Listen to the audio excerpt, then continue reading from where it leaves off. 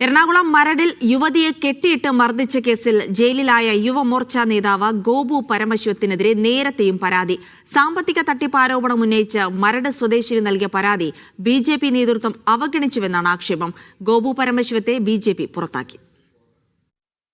ഒപ്പം താമസിച്ചിരുന്ന യുവതിയെ നിരന്തരം മർദ്ദനത്തിനിരയാക്കിയെന്ന പരാതിയിലാണ് യുവമോർച്ച ജില്ലാ സെക്രട്ടറി കൂടിയായ ഗോപു പരമേശ്വരത്തെ പോലീസ് അറസ്റ്റ് ചെയ്തത്. റിമാൻഡിലായ ഗോപു ഇപ്പോൾ ജയിലിലാണ്. ഗോപു തന്റെ പണം തട്ടിയെടുത്തുന്ന പരാതിയുമായി മരട് സ്വദേശിനി രംഗത്ത് വന്നു.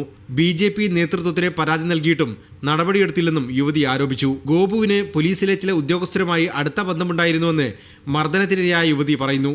ഈ ബന്ധങ്ങൾ തന്നെ മർദ്ദിക്കാൻ ഗോപുവിന് ധൈര്യം പകർന്നുവെന്നും യുവതി പറയുന്നുണ്ട്. അതിനിടെ ഗോപു പരമശിവത്തെ ബിജെപി സംഘടനയിൽ നിന്നും പുറത്താക്കി. പാർട്ടിയുടെ പ്രാഥമിക അംഗത്വത്തിൽ നിന്നും പുറത്താക്കിയതായി സംസ്ഥാന കമ്മിറ്റി ഓഫീസ് വാർത്താക്കുറിപ്പിലാണ് അറിയിച്ചത്. മീഡിയ 1 കൊച്ചി.